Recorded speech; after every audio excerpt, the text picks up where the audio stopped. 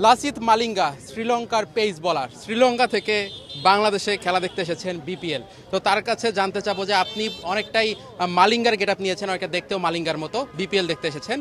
আমি আসছি যে চট্টগ্রাম থেকে, মালিঙ্গাকে অনুসরণ করে যেহেতু আমি এভাবে থাকি আর ওনাকে অনেক সম্মান করি, ওনাকে অনেক ভালোবাসি, ওই হিসাবে আমার মার্কেটিং সবার সাথে পরিচিত হওয়া, ভালোবাসা দেখানো।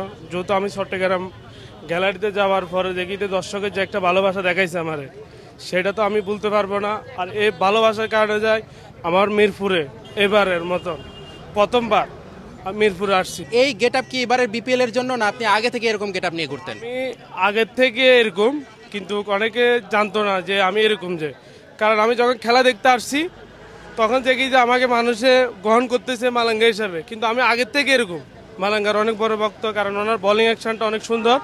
আর ওনাকে এই জন্য আমার আরো বেশি বেশি অনুসরণ, আর ওনাকে আমি অনেক ফলো করি। আপনার চুল দেখতে পাচ্ছি অনেকটা মালিঙ্গার মতো, এই চুলটা কি আলগা চুল নাকি অরিজিনাল? না না, এটা অরিজিনাল চুল। আমি কি টানি দেখাবো? এটা অরিজিনাল। চুলটার পিছনে আমার অনেক টাকা খরচ হয়, কারণ এখানে নুনা ফানি, চট্টগ্রাম ফানিগুলো অনেক নুনা, আপনারা জানেন। এই চুলের পিছনে আমার অনেক টাকা খরচ হয়। আর সচরাচর আমি অনেক কিছু পাই না, যেমন অনেক সানগ্লাস, অনেক কিছু এখনো পাচ্ছি না, যেমন জার্সি, অরিজিনাল জার্সি পাচ্ছি না, বিভিন্ন অনেক কিছু পাওয়া যাচ্ছে না। সবার ভালোবাসা দেখাইতে চাই, আর ভালোবাসা নিতেও চাই, ভালোবাসা দিতেও চাই। আপনি বললেন এই চুলের পিছনে অনেক টাকা খরচ হয়, তো কি রকম অ্যামাউন্ট খরচ হয় চুলের পিছনে? আছে 10-15-20 হাজার টাকা মতো খরচ আছে আমার। আর এটার পিছনে আমি রাতে ঘুমাইতে পারি না।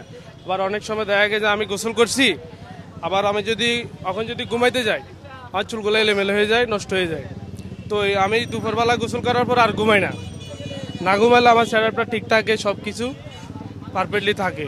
তো অনেক দিক দিয়ে আমার অনেক কিছু মানি চলতে হয়, আর আমার অনেক ট্রাই করতে হয় আরও অনেক কিছু, যেমন ওনার স্টাইলে বোলিং, ওনার স্টাইলে উদযাপন, ওনার স্টাইলে মনে করেন যা যা ওনার হাঁটা চলা, যে উনি যেভাবে চলে ওই স্টাইলটা পর্যন্ত আমার ফলো করা লাগতেছে। উনি কোন অ্যাঙ্গেল হাঁটতেছে, কীভাবে বোলিং অ্যাকশন করতেছে, মানে এভরিথিং সব স্টাইল আমার করতে হচ্ছে।